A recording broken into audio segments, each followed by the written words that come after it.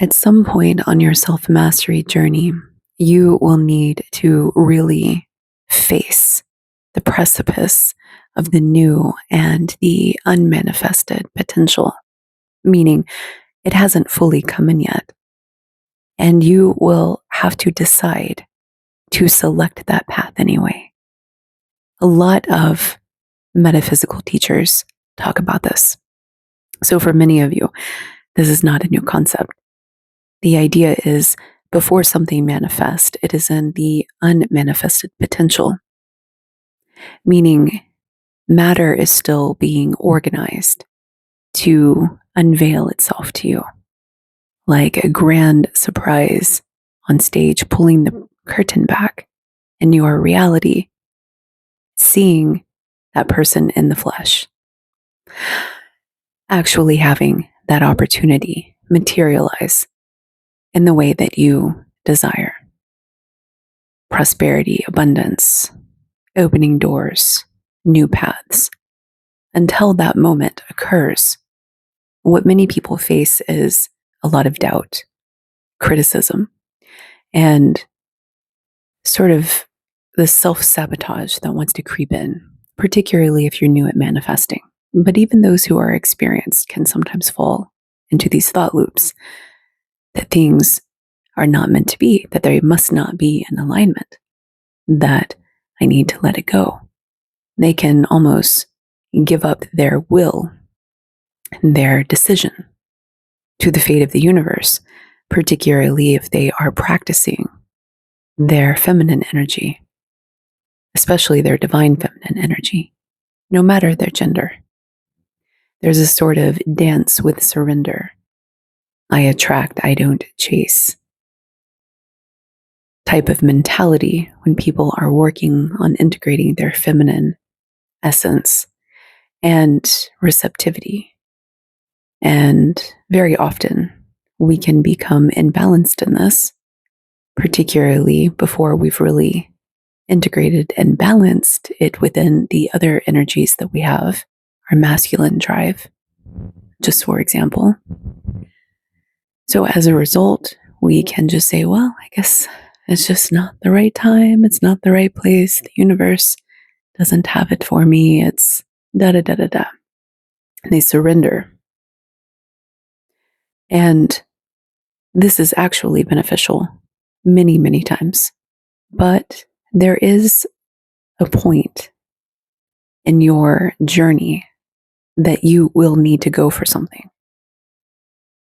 And you will need to embody that masculine drive of penetrating the space, the unknown, with your will, your intent, and every bit of momentum behind you with no certainty.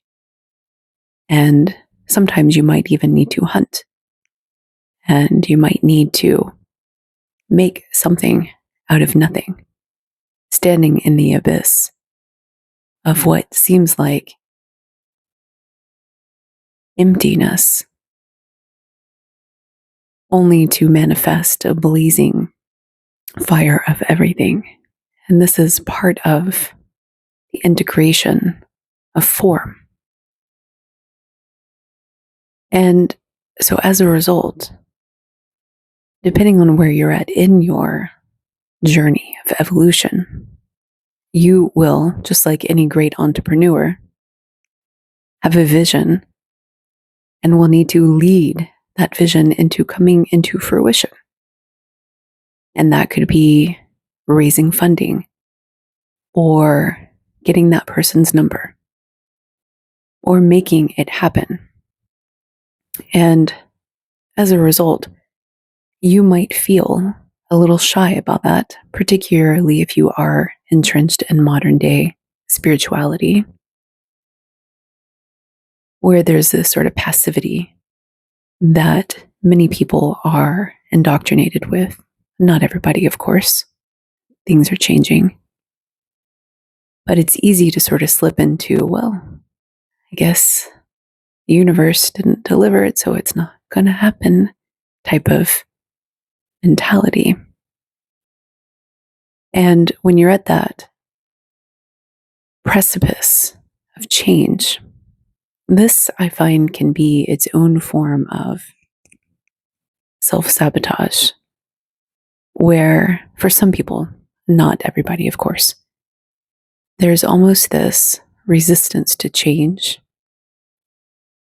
resistance to making the sacrifices needed to create the space for the manifestation to really come in, and or to put the energy and momentum behind it to go and get it.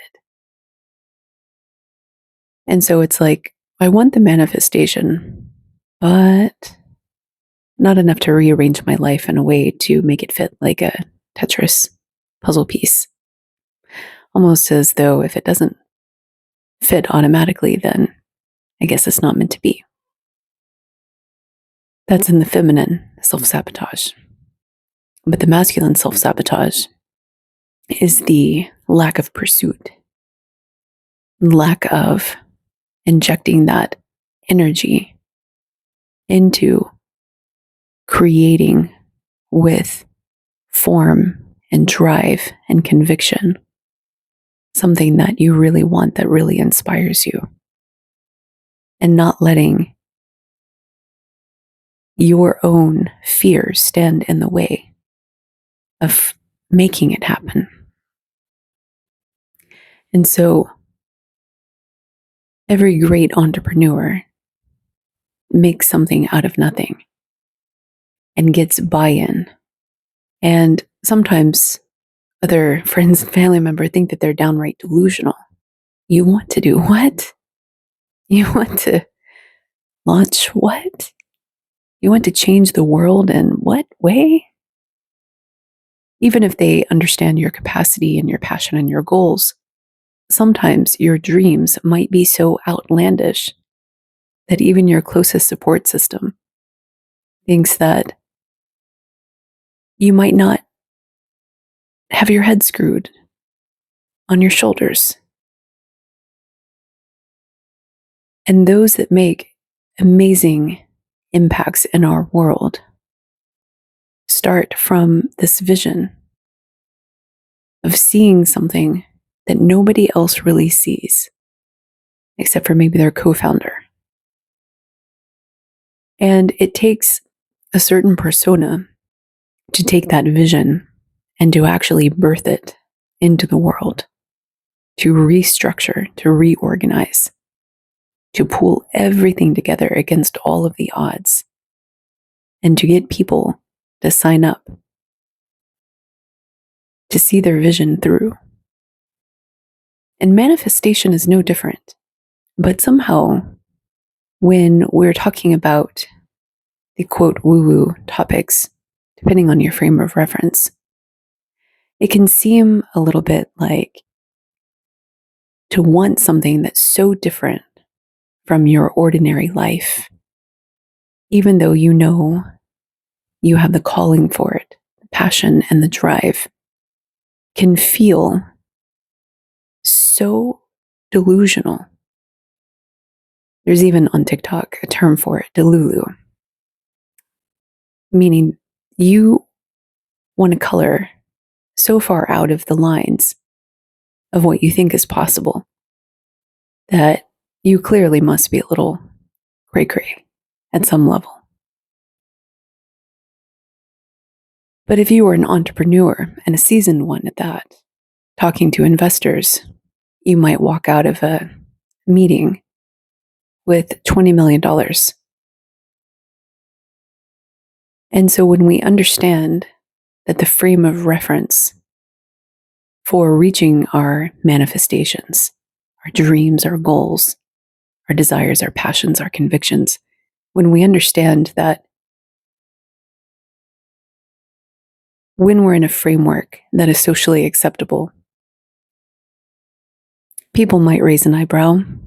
They might even think that you're a little out there. But they kind of cast it as a entrepreneurial thing.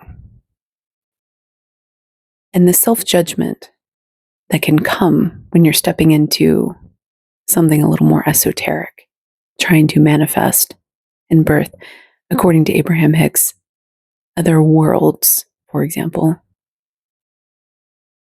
It might take this form of self-neglect, of where you really don't internalize that it's possible, so you give up on it. Or you don't share it. You don't get buy-in. You don't get other people excited. It just kind of tucks its way on a shelf until you decide that you're going to make it happen. And you decide that even if it's not the right time or the right place, and that it will happen and it will come into fruition, but you don't know the how and you don't know the when. When you're seasoned in manifesting, you are more comfortable with that. But when you're early, that is really challenging. It's part of the self-mastery journey. And so when you're at that precipice of wanting something, but feeling that it's too much of a reach, and wondering what to do if you're really Delulu, you can still be Delulu and make it happen. You can still be an entrepreneur like Steve Jobs and bring in something so totally wild that people thought was unimaginable at that time, that would go on in a stepwise fashion, change the world forever. And you can even be a little on the esoteric and eccentric side. And people will love you anyway throughout your legacy because they appreciate your vision and the fact that you decided so deeply and completely to make it happen. No matter what somebody else's opinion was or how the void was looking at any given time. And I'm sure he had some harrowing moments along the way.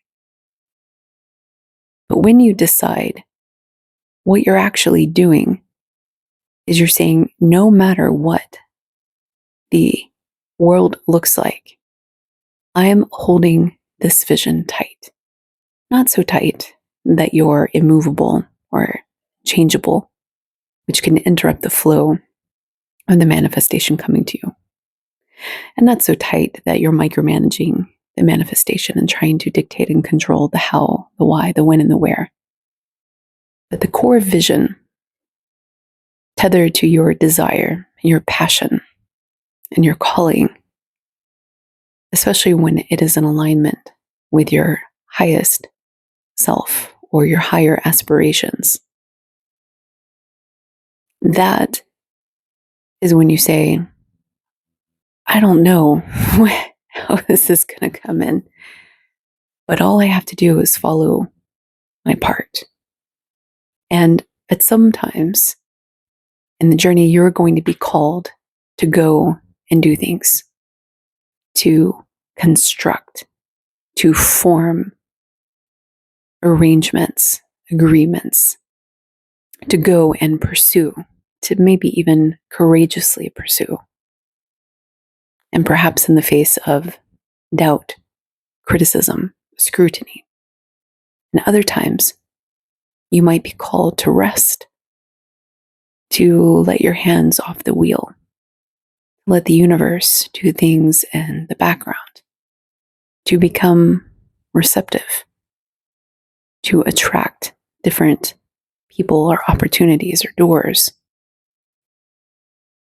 And only you will know the rhythm of your own particular manifestation dance. And depending on the depth and the degree of your manifestation, your dance might actually take the form of a multi-decade rhythm for you to manifest it completely For others, it might be very fast, but it might need the right balance of energetics where you're shifting in between your masculine and your feminine, your active and your passive, and you're dancing with the universe to allow for the flow and the unveiling of the materialization. And there's something that happens when you decide fully and completely. It's a form of a commitment. And it doesn't mean it's the final draft that you're signing up for or that you're signing off on. But it's this inwardly needle pointing towards north, saying, this is where I'm going. It's a dedication to the path, a dedication to the manifestation. And if you pair that with any sort of seriousness, like investment, time, energy, resources, making sacrifices to make space, if you need to do that, not everybody does, and then that hastens the manifestation potential, almost as though it cues up the energy streams that emanate from your energy body into the quantum field and streamline it so it can start to pull those particles together a lot more readily than if you were scattered in a non-committal state, just fantasizing in your mind, not yet actually putting forth energy, behavioral intent with those plans, backing them up with action and discussion, organization, and investment, plus sacrifice. That helps to prioritize the manifestation engine, if you will, as I like to think of it. The way I see it is that it's submitting a blueprint and then energizing, almost like a pulse, energizing a stream of activation energy that allows for the cosmic reordering, the moving and the shifting of the fractals to align themselves to your energetic field. And the blueprint is one significant piece of it, but it's also the energy match between you and your manifestation. And all of this stuff in the way that has to be cleared. It doesn't even have to be things in your life. It could just be space and time between you and your manifestation. And there's something about streamlining everything to allow for this direct path to you. And when you are unwavering, that allows for the manifestation potential to create this tunnel-like projection to you as you are projecting out to it. And through the energy signature, matching both sides and creating a vortex that allows reality to morph around you and your manifestation to pull you in, almost like walking through a portal into another world, except this other world is where your manifestation has materialized. And the way you process reality, you don't necessarily know that you've walked through a portal unless you're attuned to that. Some people are. They are experienced reality shifters. But even experienced reality shifters can miss the signs that they've stepped into a new existence. And so that decision allows you to not only focus And it doesn't mean you only have one manifestation. It doesn't mean that at all. But it means that it's in your lineup and you might rotate accordingly. And when you actually decide, part of that decision is saying, I don't know when, I don't know how, but I know that it's going to happen. And you do your part to make it happen along the way, in tandem with the universe manifestation engine, if you will. And you slip through into it, almost like a fish sliding into an adjacent stream. It's all fluid. Reality streams are very fluid. And the next thing you know, you are entering into a new manifested world. It is through that decision that helps you get there, no matter how delusional you might feel while you're making your way there.